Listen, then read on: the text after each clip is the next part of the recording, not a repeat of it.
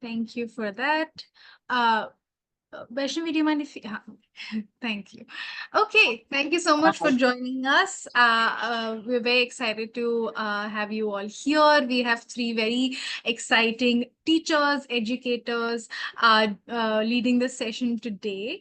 As you know, at the Circle, what we are attempting to do is to create a network of schools and after schools across India that are reinventing learning and are serving children from low income communities, and they're really able to question that what is it that's going wrong in our schools, and how can we as educators, entrepreneurs, innovators contribute to a better future. We have an incubation for entrepreneurs who want to build their own schools and after school spaces.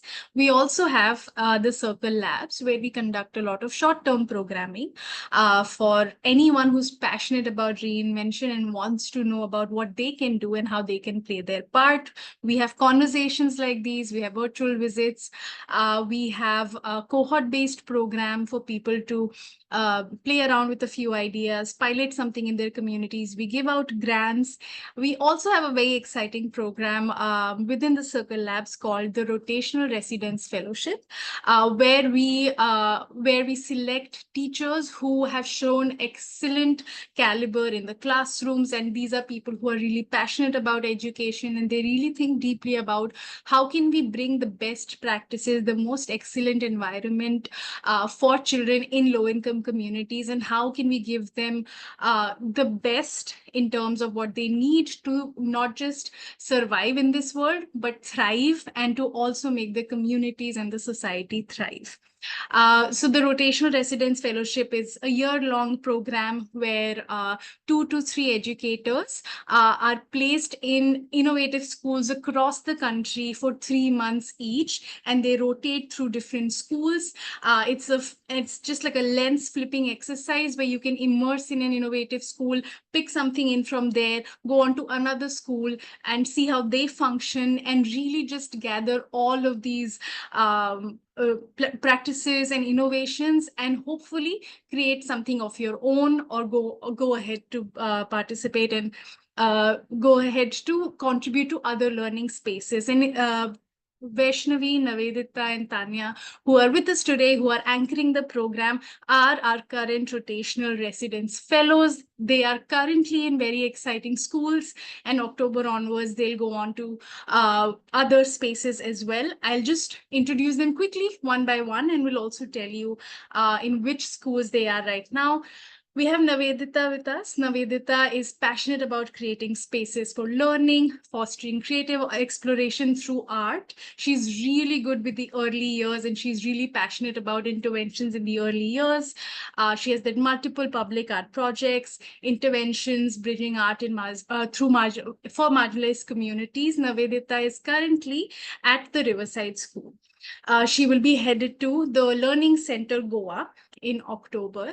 We have Tanya with us, who is an educator and teacher trainer, and really has a passion for equity in education. She just finished her B.Ed in special education from Banaras Hindu University, and is dedicated to empowering diverse learners through innovative evidence-based teaching. Tanya is currently at an Akanksha school in Pune, PK Gems, and she is headed to the Riverside School next. We have Vaishnavi with us, who has a master's in education from Azim Premji University, and she has a background in civil engineering. She has played many roles as a teacher, also as a head teacher, and her work spans teaching, curriculum development. Both Tanya and Vaishnavi are also Teach for India alumni. Vaishnavi is at the Yellow Train School in Coimbatore right now, and will be moving to an Akanksha school in Pune next. We're so excited to have the three of you leading a session on how do we really build inclusive classrooms, and what can we do to make spaces conducive, safe, and rich for students. So it's over to you guys. And thank you again to everyone in the audience for joining us. And over to you, Tanya.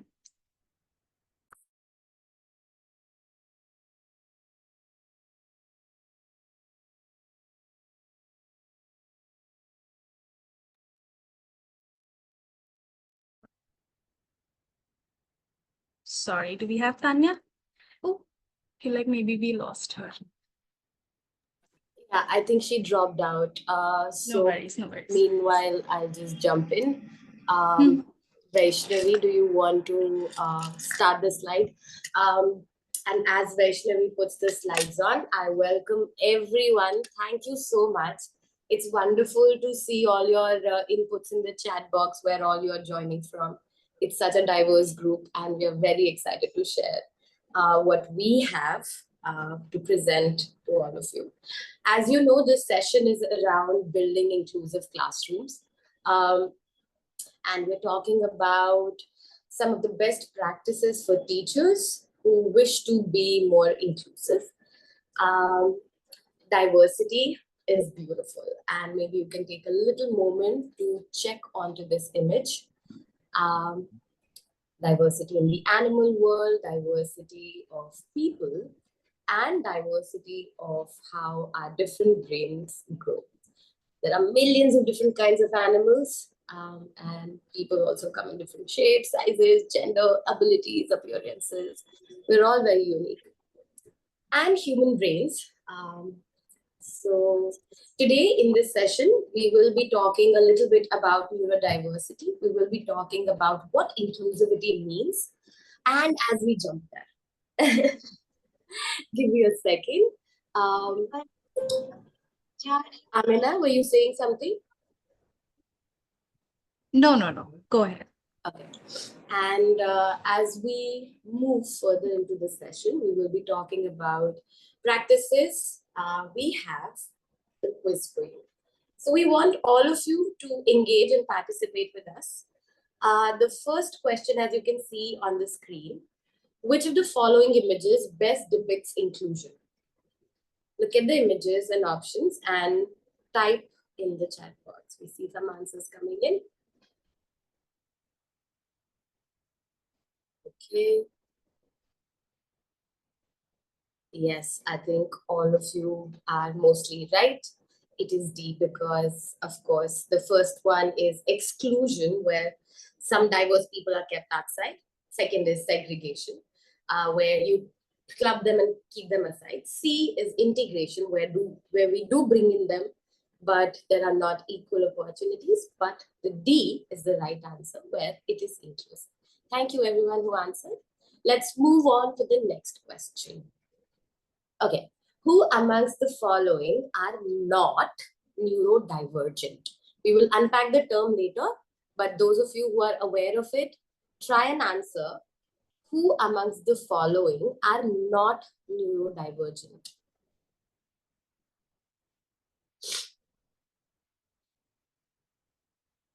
All right. Okay. We don't know if there's a correct answer to that question.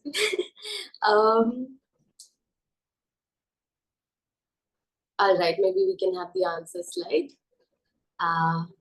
Well, all of them are neurodivergent people. Well, we will unpack the term as we go in this session. So Albert Einstein, our Apple founder, Greta Thunberg, and Abhishek Bachchan, all of them have very different brains. And let's now jump into the next question. Thank you for responding, everyone. Yeah, it was funny that all of them are neurodivergent.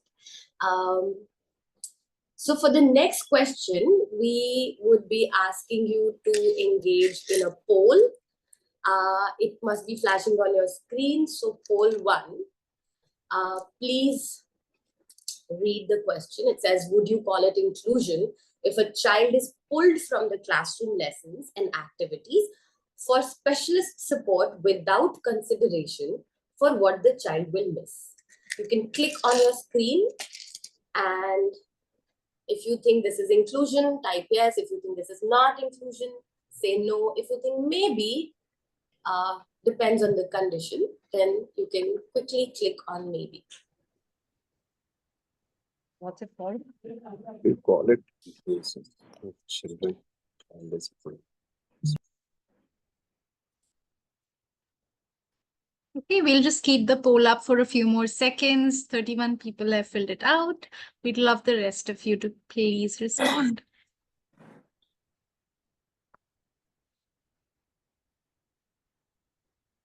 Okay.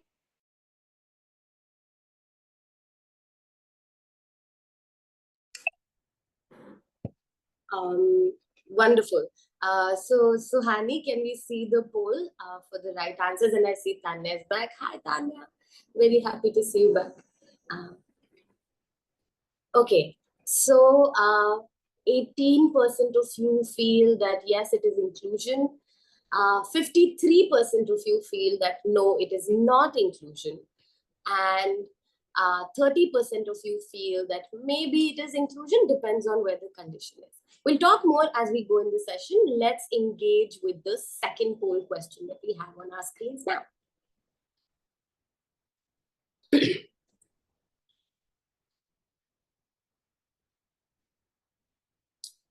Okay, there is an image on your screen.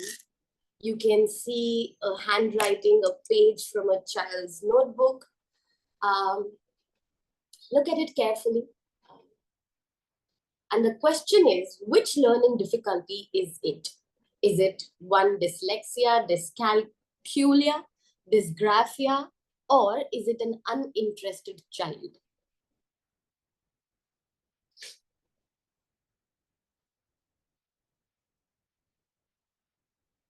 Let's quickly engage with it. Don't think too much and don't look up on Google. If you are, I'm just being goofy.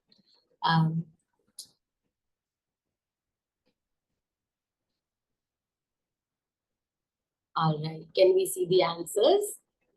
Yes, Murali, we would probably get to know a little bit more about the terms. It's all right. It's not a test to know whether you know it or not. We were just looking at it. Okay. So 38% of people feel it's dyslexia and 38% of people feel it's dysgraphia. And 3% of people feel it's dyscalculia and 21% feel that it's an uninterested child who doesn't want to write. All right. Okay, interesting. Maybe when we debrief on the quiz, Tanya might have some things to share about it. Let's engage with our final question, I think. And so, Hani, will have the last poll on the screen. All right. Amongst the three options that you see on your screen, we want you to pick out which one is a fact. Depression is not a form of neurodivergence. Inclusive education means including children with disabilities in regular classrooms that have been designed for children without disabilities. All neurodivergent individuals have the same strengths and challenges. Take a moment and quickly press the buttons.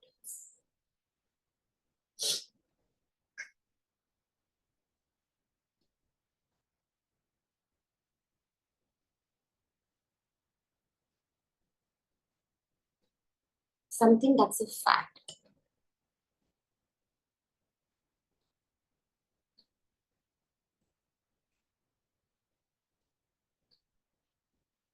All right. I think we'll see the answers now.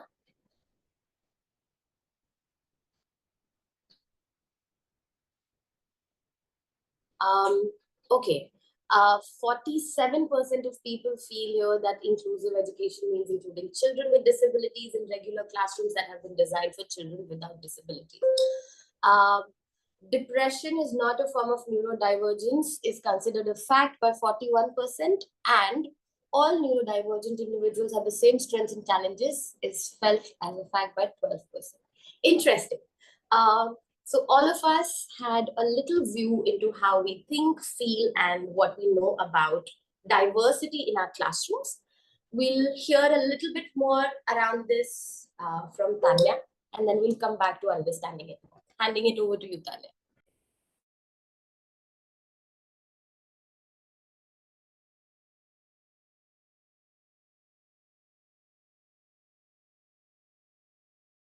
I think we lost Tanya again. Vaishnavi, do you want to say and put in something. Internet.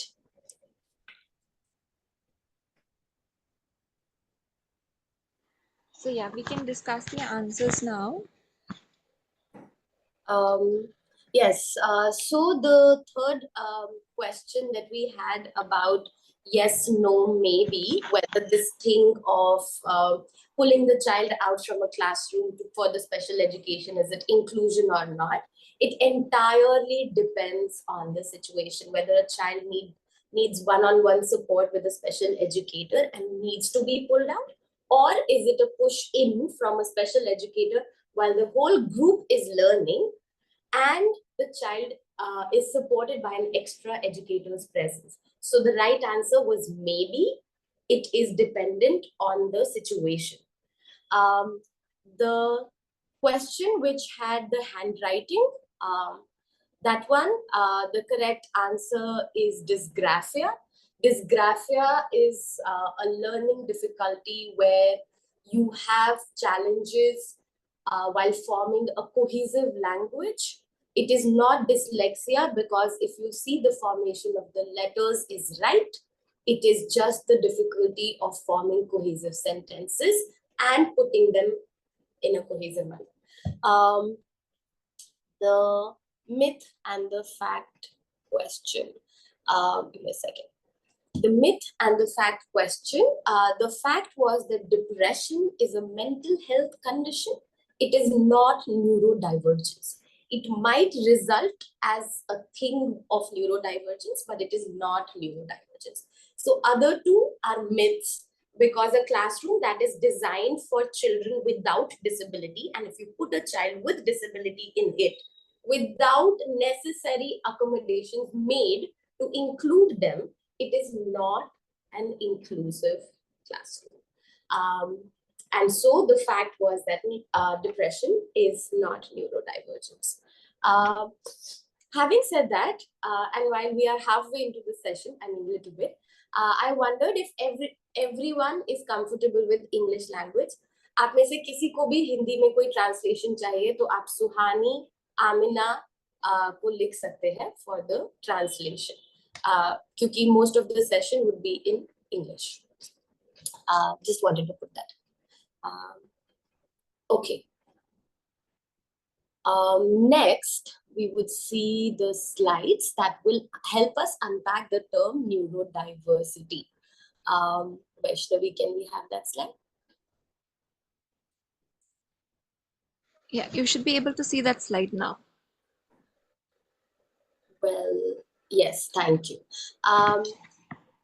Neurodiversity, as you can see on your screen, it refers to the diversity of human minds and the infinite variation in the neurocognitive functioning within our human species. It might sound heavy, but it is a biological fact. Neurodiversity is not a medical term. It is just a term like biodiversity, that all brains think differently, process differently, learn differently, and behave differently. So, well, having said that, there are most people who are neurotypical, which means that their brain functions in a way that society expects or considers normal or typical. Like, for example, if you say in a classroom situation, you tell a child, hey, I want you to please take off your shoes, pick them up, put them on a shelf, come back, find a spot and sit down. This should be followed by a neurotypical person, whereas a neurodivergent person might look around and be like, what did you just say? I could not follow. What do you mean? Where is the shelf? Which shoes? And so there is a processing time which is different than neurotypical people. Can we see the next slide?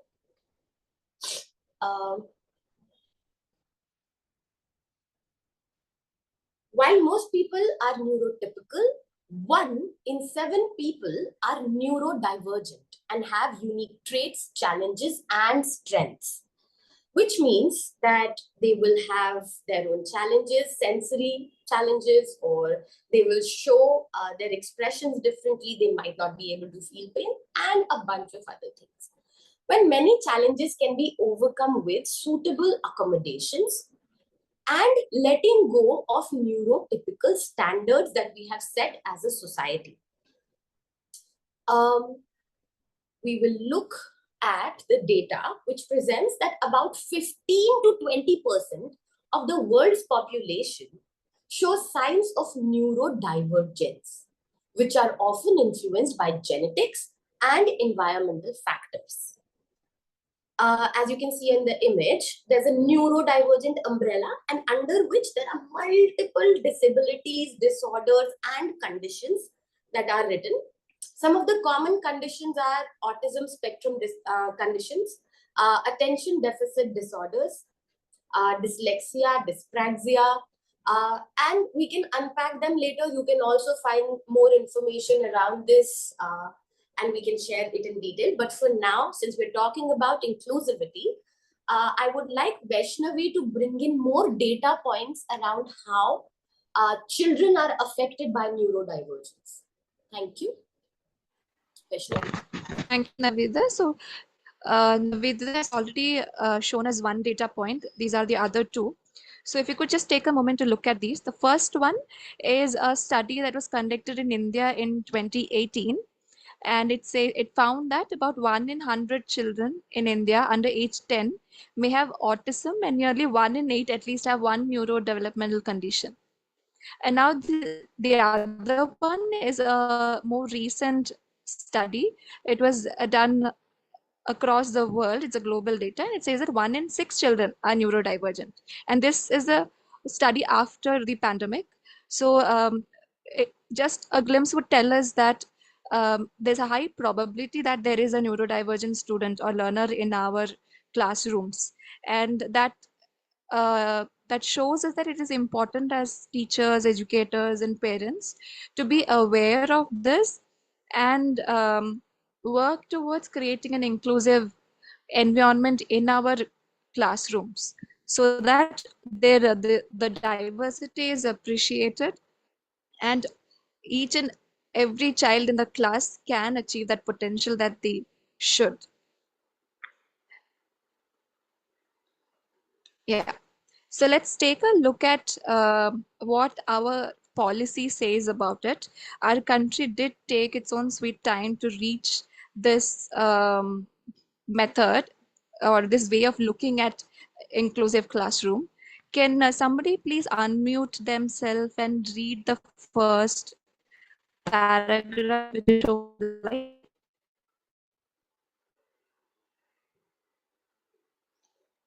Suhani or I Amina, think can one of you do Manisha it? would Oh, like yeah, to I think go. Manisha Dikshit raised the hand. Yes, please go ahead. Yeah, she's already raising her hand. Yeah, please unmute yourself and read it.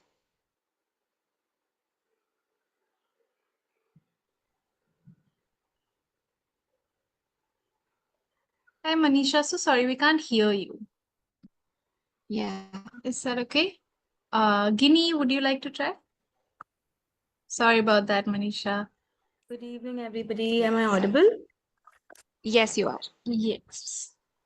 The National Rights of Persons with Disabilities Act 2016, RPWD Act, defines inclusive education as a system of education wherein students with and without disability learn together and the system of teaching and learning is suitably adapted to meet the learning needs of different types of students with disabilities. Should I go on? Right. So here the key no, thank you. That's it. Thank you. Yeah. So the key words here is that, am I audible? Yes. Yep. Hello? Yeah. Yes, yes. So the key words here is that these students are taken into a classroom and the classroom is adapted to their needs. The system of teaching and learning is suitably adapted. It's, if you remember the items given in the myth or fact question, this was one myth given, that inclusive education does not mean that students with special needs are integrated or taken into a classroom that is designed for um, other students. So this was the act that came up in 2016, and the country largely promotes inclusion of all children, and they provide multiple ways for doing it. It could be an inclusive education, or it could be a home-based education for the child, or it could be through a special education school, or a combination of any of these, but whichever it is in the best interest of the child. Now, today we will be looking at just one of these ways, which is inclusivity. And we would like to first show you three different cases of teachers approaching a particular situation in the classroom. So I would request all of you to observe the three different cases and make notes in the end. Maybe share with us in the chat what your observations are or thoughts are regarding the three different cases. So the first case is where, so the situation is, there's a teacher, there are a set of students. Amina is going to be one of the students. The teacher gives an instruction, and how does Amina do it, and how does the teacher take care of Amina is the context. So first I invite um Navedita to be as the first teacher. Amina, why are you not working on your reading? You should be on page number 36 right now. Understand? 36. And you're so talkative all the time. Why can't you just focus? Listen, this is very important for your learning. And if you don't want to learn, stop talking to Suhani on the side. And this is your everyday problem. How many times do I have to repeat myself? Tell me. Tell me.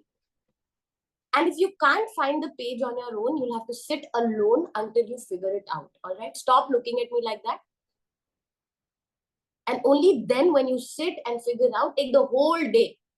Only then you will figure out how to stop wasting time and stay on task. Always distracted. Class, if you don't want to be like Amina, just focus on what you are doing and stay quiet. Please stop looking at her. Amina, get up, be on the side. And I pass it to Vaishnavi.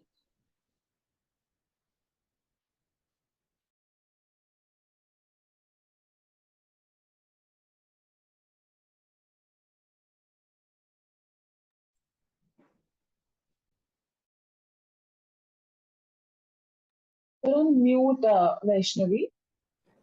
Yeah, sorry. So I'm going to be the second teacher. I hope all of you noted how Navedita acted as a teacher. Now, with a similar situation, how is another teacher going to handle it, is what I'm going to show. All right. Amina, is there a problem? You should have found the right page by now. It's page number 36. Please make it quick.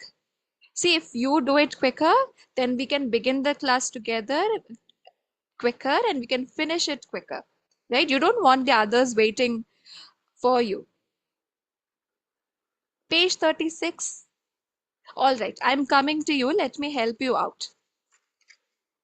See, Suhani has already taken out the page number. She's already started her task. Right, let me help you. See, page number 36. We are already at page number 30. Let's start the task. Please read the first line. Yeah. See, you notice that the first line, the first word is a proper noun, and it does not start with a capital letter. Can you see? So that means there's a mistake there, right? So please mark it. Yes, that's the answer. Now please do the rest of it. And if you don't understand, then please ask Suhani. Okay, she will help you. That's okay. Yeah. Thank you. So that was the second case. Now I request Tanya to show us the third case. All right. I just want to give you all 5 seconds to soak it in of how Navedita as a teacher has dealt with the situation and how Vaishnavi did. All right. Now we move to the next teacher, which will be played by me. All right. Hey Amina, I've noticed that you seem a little bit distracted. Is there anything on your mind that is making you difficult to focus? Do you need me to be there for you? Do you need any assistance from me? Well, don't worry. What we can do is we can do the task together so that we are not disturbing the others around us, and we are also understanding where are we struggling. Okay. So let's first find the page number 36. Oh, that's what's happening. Even I used to get confused between the digits 6 and 9, right? So remember one of the numbers and the rest can follow along. So for 6, what you can remember is that the 6 has had a lot of food and is now having a food tummy. Okay, so it would look something like that. Just like where your stomach is, from there will be a little bulge out. All right. So now that you're understanding what is 6, can you try to find 36? All right. Okay. All right. Now, do you understand the task? The task for you is to read, figure out what are the mistakes in the 5 sentences given, right? And then you will have to go to page number 39. 39 would look very opposite. It would be absolutely opposite of 6, right? So it would be easier for us to figure out. Will that work for you? Does that sound manageable? Remember, it's okay to make mistakes, and we are here to learn. No question is a foolish question. Every question is important. All right. And try to be on task. So, Hani and Amina, next time, instead of, being confused, talking with each other, not understanding what to do, and be out of interest, raise a hand and I can actually come and help you. And also, you both can also help each other. Will that work for all of you? All right.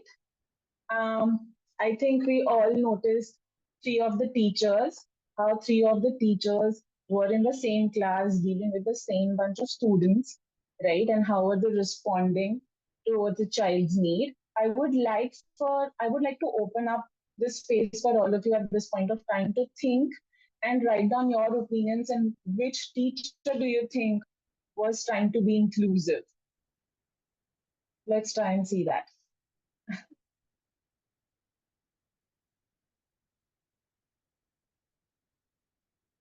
I think what would work is if you can just maybe answer like teacher 1, teacher 2, or teacher 3. I think for your ease.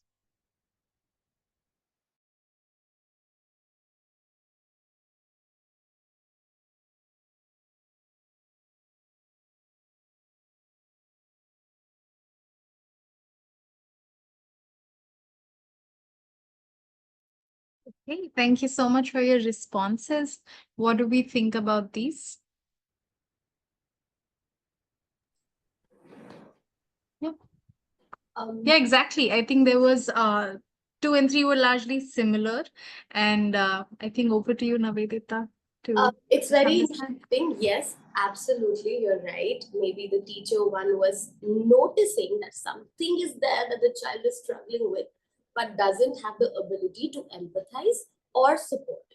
Whereas teacher number 2 was able to identify, was also able to empathize, but when it came to supporting, she actually did the work for Amina. She's like, let me open the page for you. Let me tell you which one is a proper noun and not proper noun.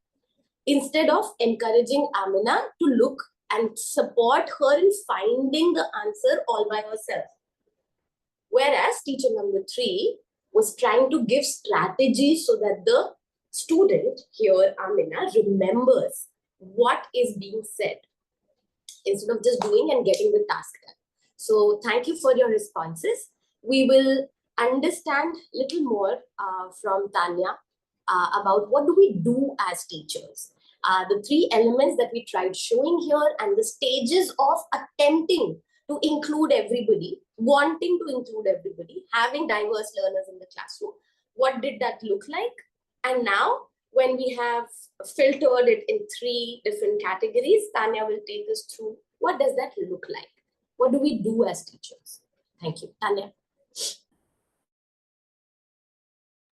All right. Am I audible to everybody? Yeah. All right. Okay. So now that actually all of us have a basic understanding of inclusivity, let us try to explore how we as teachers in our classrooms can create an inclusive environment and can also be an inclusive practitioner, right?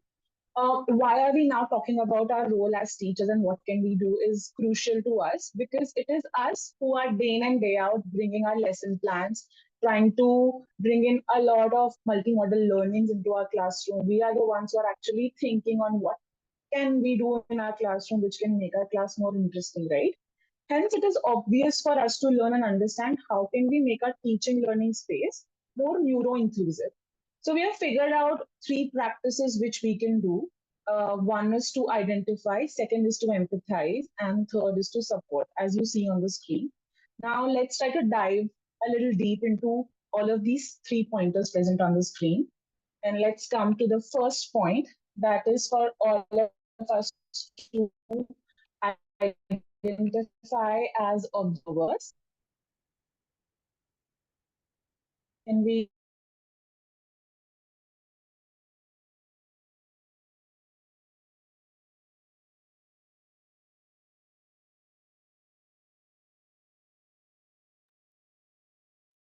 I think we might have lost Tanya again.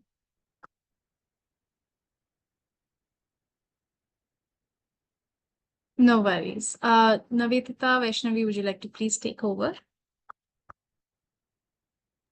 She seems to be here. Go ahead. Absolutely. As we see here, I think identification is primarily very important. Maybe take a moment and just soak this in. What do these images suggest? I'll just quickly read: communication and social skills, motivation and engagement, physical health, behavior, academic performance.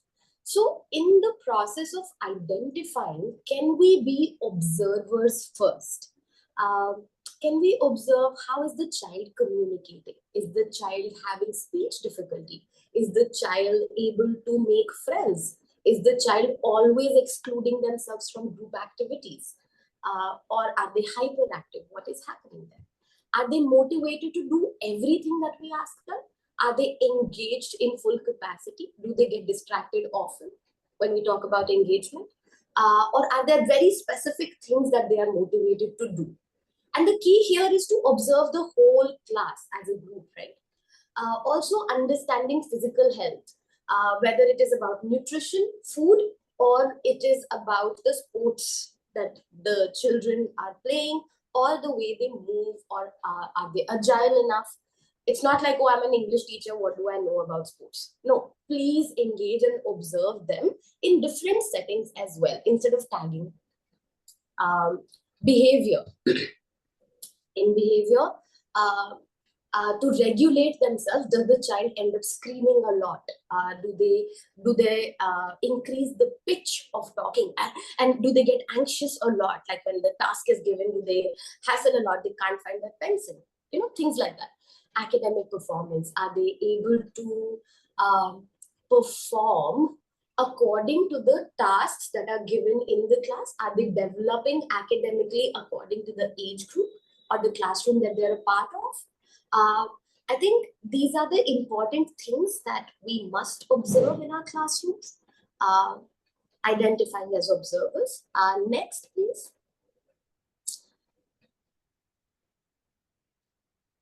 Empathize as caregivers. Take a moment to look at the slides. So now, when we are able to observe our students, it then, as a byproduct, becomes easier for us to empathize, right? Like now I know that this child or this learner in my classroom is struggling in this area. So I can empathize better. I can also communicate with other educators and talk about this observation of mine and say, okay, can you also observe this? And then we equally create an environment that is more empathetic. So that's the fundamental quality which enables teachers to connect with students on a deeper level. It also equips us in the necessary support for their unique learning needs. So let's say one is avoiding assumptions. Oh, ye bacha to हमेशा ही ऐसा करता है, ये इतना manipulative है. We start tagging children. We don't notice the way we color the child's personality without understanding. Oh, she's always washing her hands for like 20 minutes. I don't know what she's. Maybe the child has sensory needs. So avoid assumptions, try to empathize and be curious. Build relationships. Smile as often as you can. Actively listening. Trying to understand what the child is saying. Not like, ha, I heard you. And don't finish their sentence for them. Just listen. Also, as we all have individual, very unique fingerprints, we also have individual differences. Maybe something is off at home. Maybe I learn better when there are images. I learn better when you ask me to draw. I learn better when you do not give me a repetitive task, or I learn better when you give me a repetitive task. So it is always possible for us to empathize more. Have I lost? Okay, thank you. The next slide, please.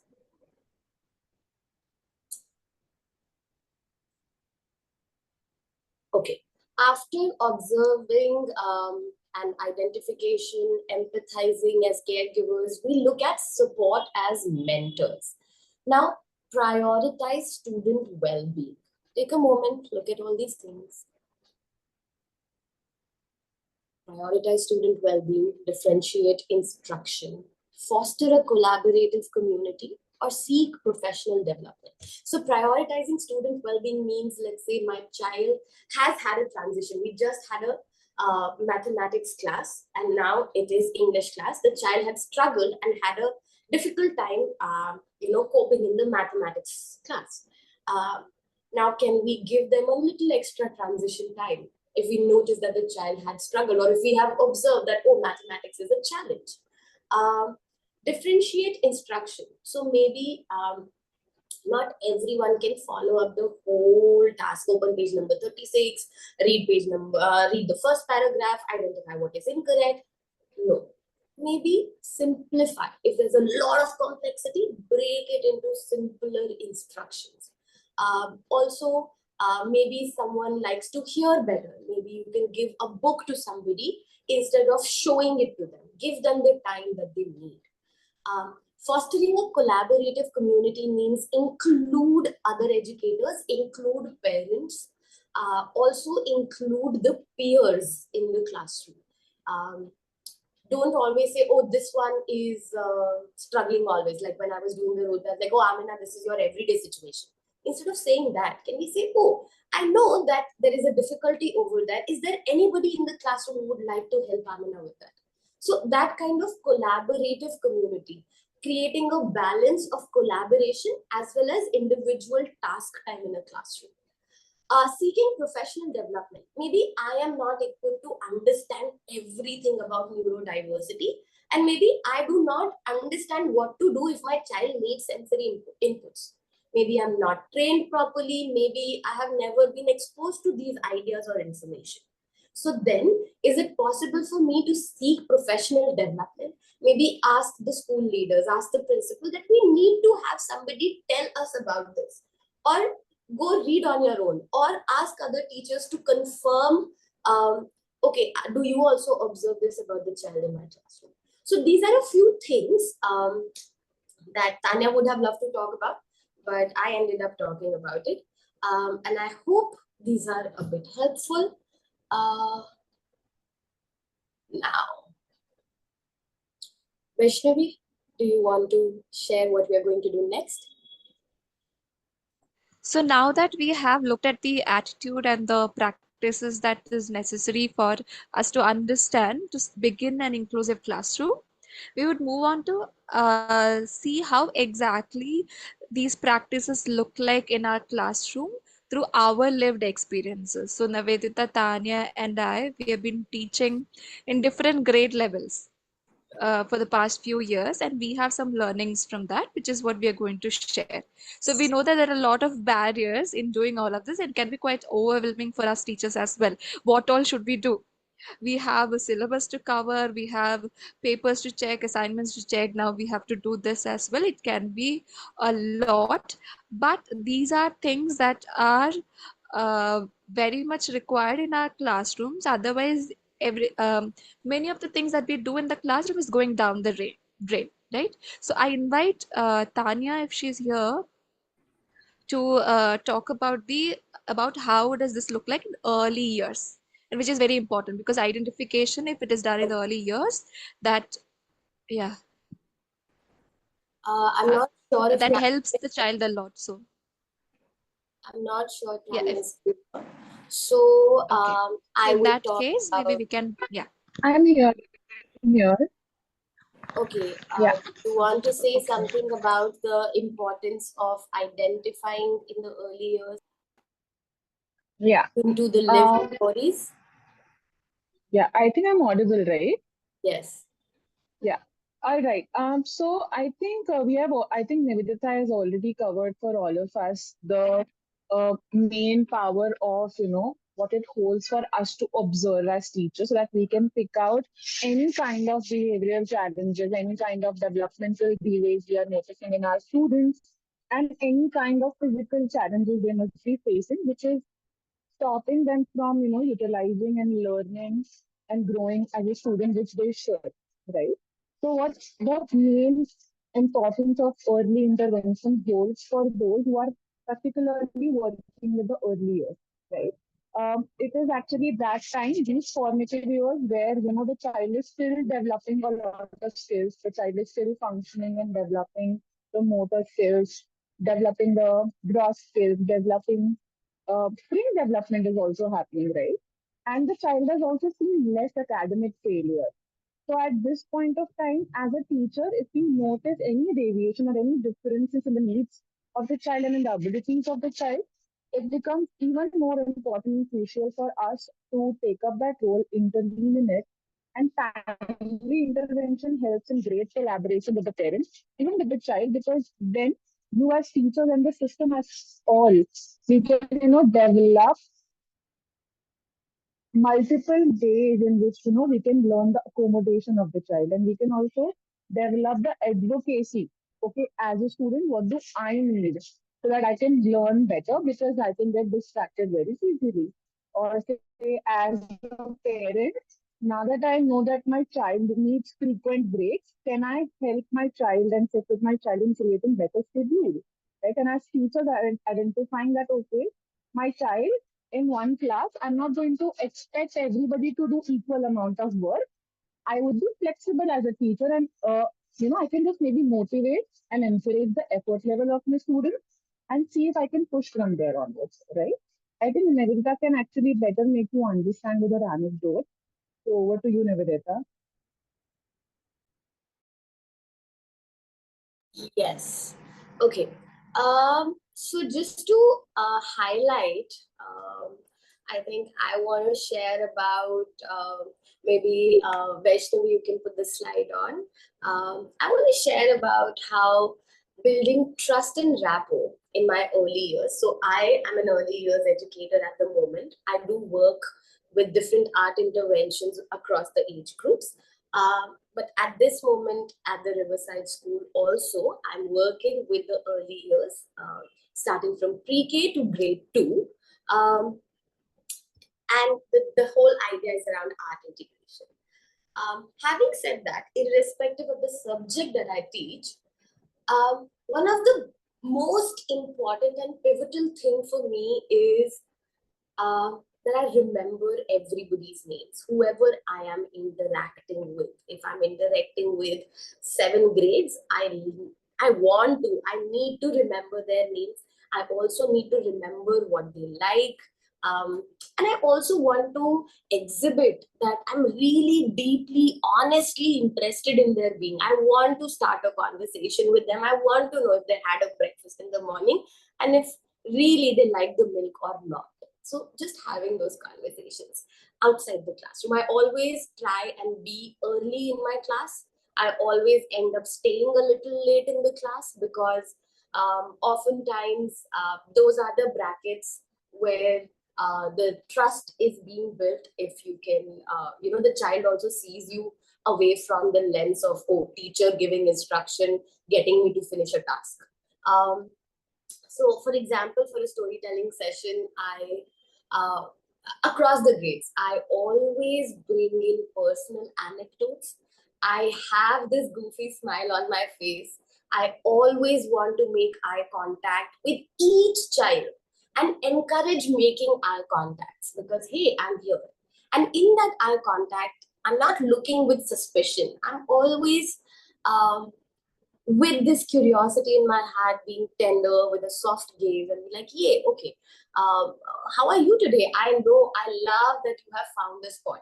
There are some children who are always running around. So instead of saying, hey, find a spot, why haven't you found a spot yet? I've been touching. No, I go and I say, hey, I'm very happy you're almost about to find a chair. Oh, I saw that you have already settled down. Thank you so much. And that's when they realize, like, okay, I can do this, instead of no, it's just always there.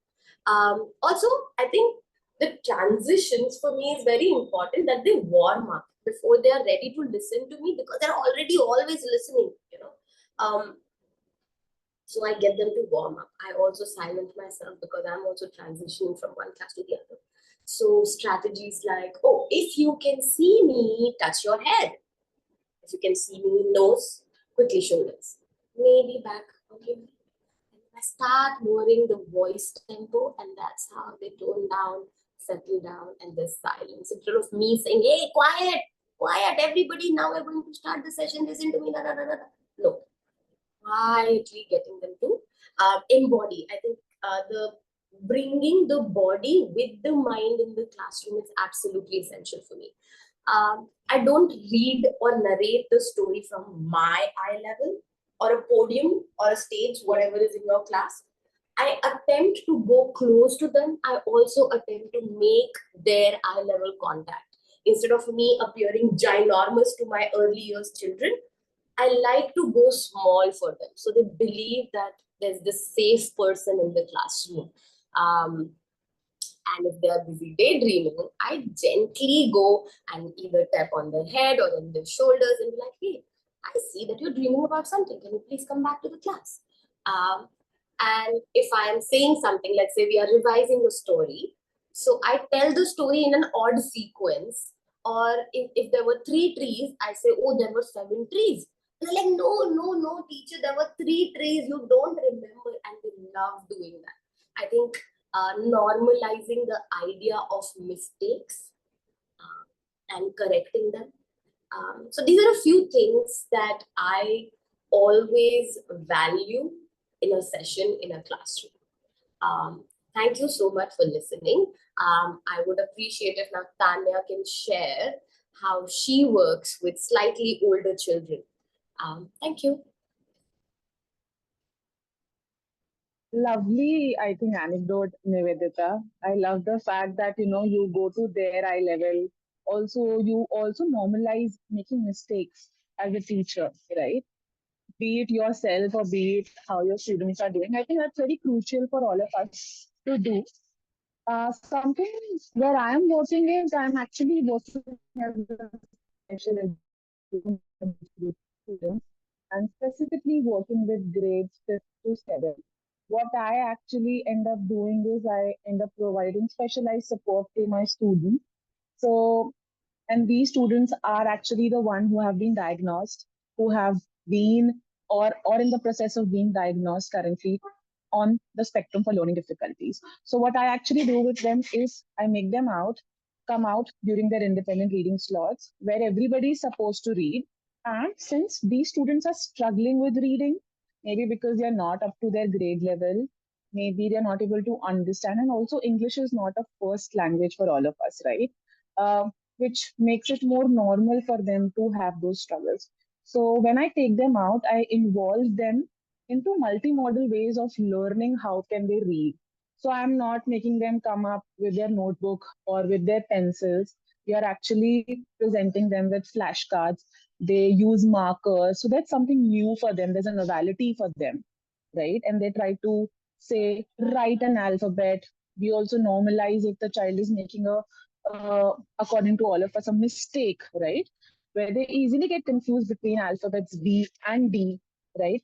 So we let that go. We try to work on those differences and ideologies. This way, they learn better and they also feel very safe because all of them are facing struggle. So in this specialized support, they feel like they are participating more than others.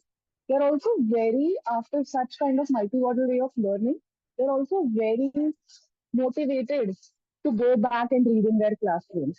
So something we also do is not just using flashcards or writing the alphabet and trying to make their words, but we also push them in trying to read a leveled book which is suitable for them, right?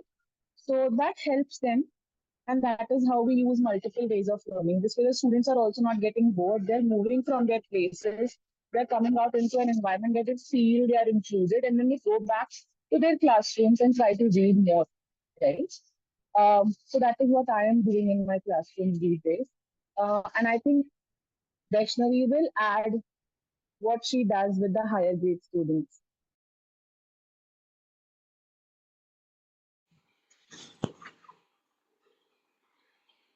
Yeah, sorry, I dropped up for a while. No worries, Vaishnavi. We would like to hear from you around how do you work with elder kids, little older kids. Yeah. Yeah, thank you. So I've been working with higher grades for the past few years, with grades 8, 9, 10, and 11. And I would like to share an anecdote, but before that, I would just want to point out these are the things I wanted to look out for in the anecdote. So grades 8, 9, 10 is the time when they develop a lot of strong individual identity, and this is also influenced or informed by how people around them respond to them.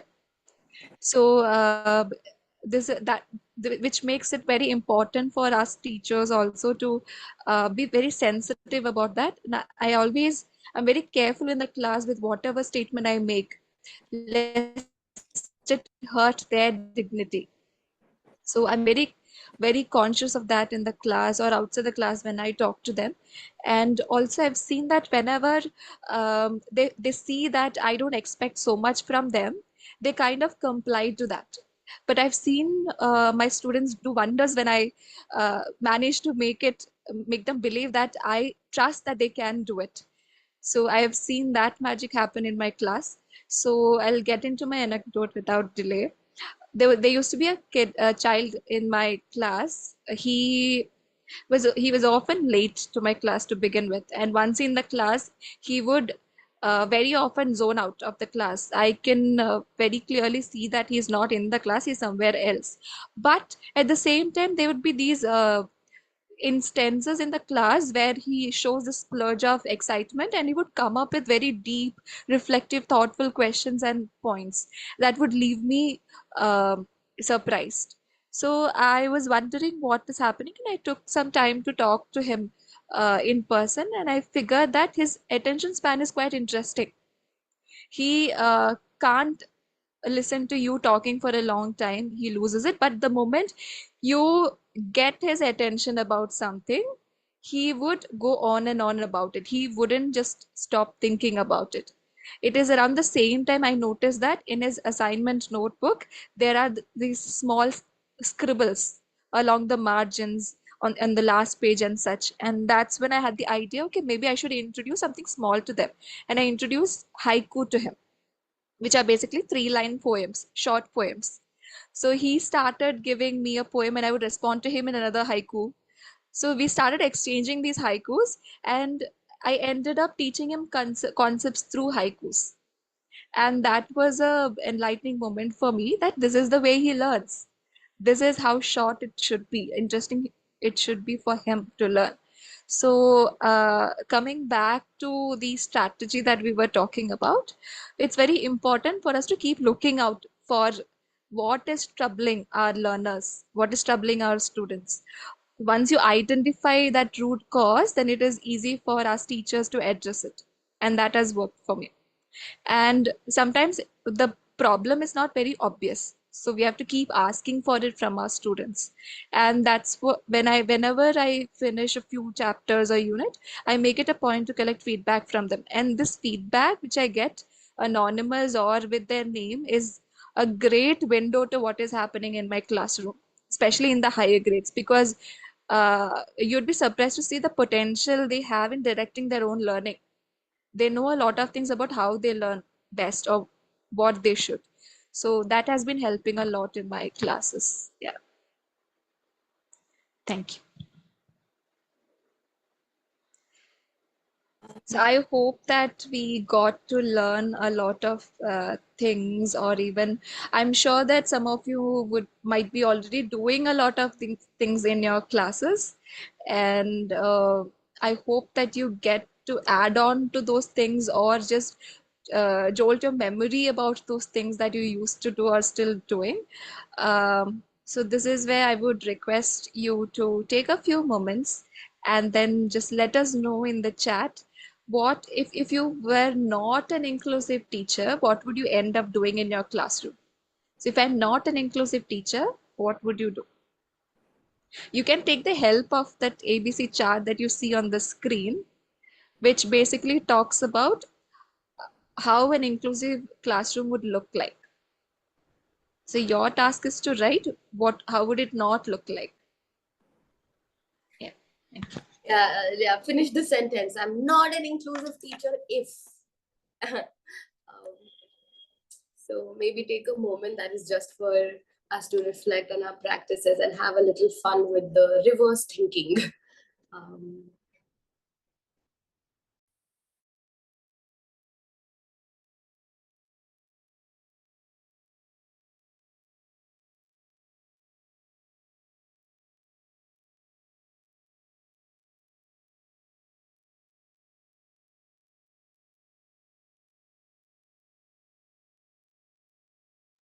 And while this is coming up, I would love to also say that there are many more things that you have been practicing. So please also feel free to add on to it while we are swiftly moving towards the Q&A round and your comments. So please share with us also what is it that you have been doing to make your classrooms inclusive. And if you have questions, I think Amina, you might want to take them into that space now. Let's move. Yep. Thank you. Thank you for that, and keep answering the fill in the blanks. I'm not an inclusive teacher if dash. And I love some of the responses that are coming in. If I don't create spaces that accommodate, if I don't communicate and engage students, I think those are very fascinating and something we should all think about. If this is all we had for the slides, right?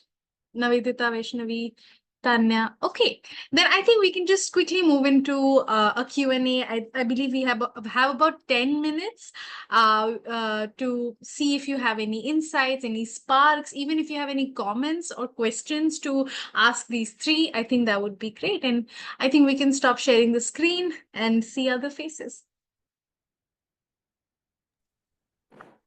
All right. And please I feel can free see to a turn your question video on. in the chat box. Awesome. I'm just seeing if Jagdish has a question.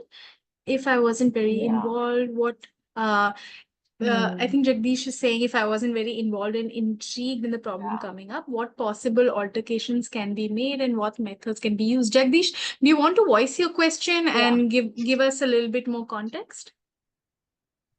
No, actually, I was saying, I was answering that part. If I were not inclusive teacher, so that part I was saying, it's a kind of All right. statement, not Okay, a okay. question.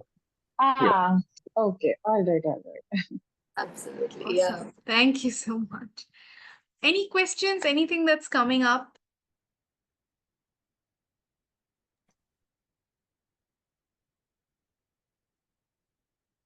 If not, I think what I want to nudge Tanya, Vaishnavi, and Navedita is I think everyone, whenever they hear about such topics, which are actually vast and in practice, they actually are quite layered and complicated, we love it if you can give us some recommendations for resources, websites, anything that people can start reading up on or being in touch with to just be updated about best practices in the classroom? I know you all were also planning on sharing some things after this call, but it'll be great if you voice it out.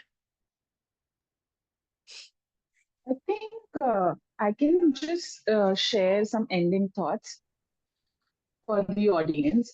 And actually, that Yeah. would be that now that we know that our students are say masked, because when I'm saying this, I actually mean that A, maybe I'm doubtful that what is going on with them or properly, right? Maybe I do not have a special needs educator or a counselor in my school. So what can I now do? So one thing which we all can take away from the session is that for us to be accommodated for one or two students and act differently in front of that class is very hard. What I Tanya, understand that and we decide. Yeah. Can you hear me? sorry, Yeah. sorry. You're just Oh, cutting out a little bit. Do you mind just oh, I'm repeating? sorry. Yeah, no Yeah. worries. So basically, what I was trying to make a point by saying is that masked, right? It is also very important for us to understand that we don't enter into the class with a lot of differentiation. When I'm saying differentiation is basically thinking that okay, this child is a little different, or is a slow learner, or is a low level learner, or this child it's too easy for him, so let him do other questions. Not speaking like that, but actually entering into the class with a flexible approach and a neuro-inclusive classroom and practices where you are catering to different learners at your classrooms. So this way, you're not missing out on anybody, and you're not doing any differentiated instruction with one-on-one with the students. You're instructing with everybody in a similar way, and it should be such a similar way that we are being inclusive in our speech. You know, Hmm. I think that. Um, there's thanks, Tanya. There's a question that has come up by Manisha. It says, should the teacher also use the scribes or typing? And this is something that I have also heard from other educators that these days students don't want to write, and whether it is a difficulty, whether it is disinterest, and in your question. I wonder whether it is a specific need out of certain diagnosed situation. Is it the disinterest? Do you want to probably come on unmute and talk about this, Manisha?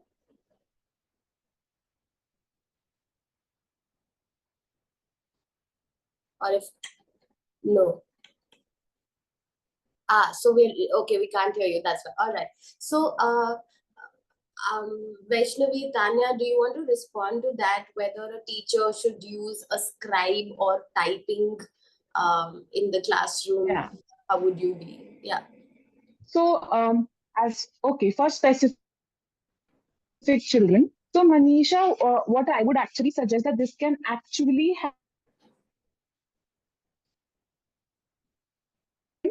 having a learning difficulty. If a child is actually having a learning difficulty and is licensed, and I think licensing takes a little time. It definitely would take from minimum 6 to 9 months for the child. So, in such a case, yes, a scribe can be provided to the child, but it can only happen if the child is licensed as one, right? So that would need to require. So maybe check if the child is diagnosed, and if not, how can you speed up that process? Yeah.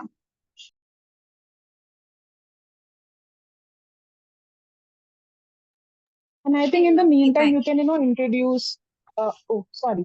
Yeah.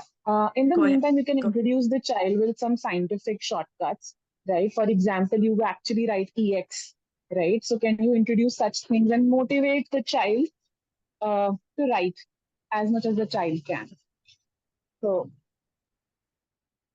Thanks for that, Tanya. Manisha, I hope that somewhat gives you a sense.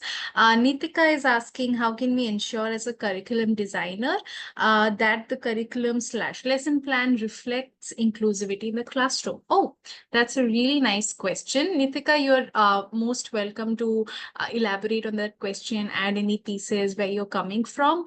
And if three of you would, any one of you or all of you would like to just respond to that, that'll be great. Hello, Okay, am I I audible? think Mohammed Jabbar has also just responded. Thank you so much for that content. But anything that you'd like to add on? Am I audible?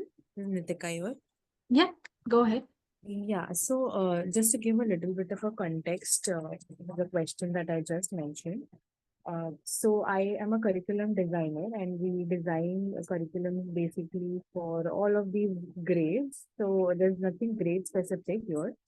But I just wanted to understand that while we're creating a curriculum or a lesson plan, we're focusing more on the objectives and how we're able to achieve those objectives. However, I think we do also have a section wherein we mention differentiated learning as a separate, like a separate column in it, wherein there are few videos which the teachers could, use specifically for differentiated learners.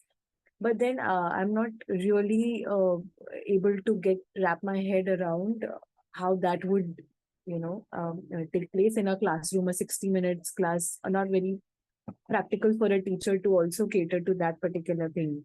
So, in itself, the lesson plan in itself, how can we make that inclusive and reflecting onto that it is catering to all of the parameters? I hope I've elaborated well the query that I have. Yeah. I think Navedita wants to take it up. Yeah. Yeah, I mean, Nitika, thanks for bringing up that question. There is a lot of literature. There is a thing around universal design for learning that also offers a lot of open source thought processes where you can read and figure out how to create inclusive curriculums per se. It's not just then about the videos, but also then understanding the diverse needs, understanding different learning styles, and creating more integrated understanding rather than, okay, this has to be solved like this, or this activity needs to have this kind of learning outcome shown by this kind of evidence. So I just wanted to bring that in, that there's a lot of literature that you may want to read upon as a curriculum designer, which universal design for learning is what came to my mind right now. And I'm sure there's more. Vaishnavi or Tanya, if you have something to say about that. Yeah, I just want to say that when you design curriculum for a set of students that you don't know, I think it has a lot of limitations as well, and I think we should accept that. So it's also a lot on the teacher how do they use that curriculum that you have designed. All what we can do is, like Navedita also pointed out, to make sure that you provide a lot of variety in it. Let it be the content or the kind of task you give in the content, including things in such that it caters to all the diverse learners. That is what the best we can do. Otherwise, you will have to go and research about the kind of learners that you are targeting. That would make more sense then. Yeah, true. And I think maybe just having a session with the teachers for whom you are preparing this curriculum, what you can actually do is maybe have a conversation with them that once they are done understanding the scenario and the students better, where can he or she act as a prompt? Where can they give prompt? Where can they give multiple ways for the student to express their learning or showcase their learning? And how can they be a little more inclusive? So that can happen, I think. All Sure. right. Thank you Thank you so so much. much for that. Thank you for your question, Nitika, and thank you for answering all of you. I know we are at time, so we will close. But if any one of you will take a moment to just reply to Abin's question on chat, I think that'll be great. If you can just type it out, I think that'd be wonderful. While we close, again, thank you so much, everyone, for joining us. Suhani will also just put in the link for our feedback form if you'd like to just leave some comments and tell us how the session was for you. Yeah, we keep doing these every month, and you'll hear about it from Suhani. And if you're on our WhatsApp group, on our database, uh, uh, join us in the next few weeks. Also, thank you so much for joining, and thank you, Navedita, Vaishnavi, and Tanya, for curating this session. I know you've all worked really hard, so thank you for all the effort that you put in, and thank you everyone else for joining. Have a great rest of the evening. Bye bye.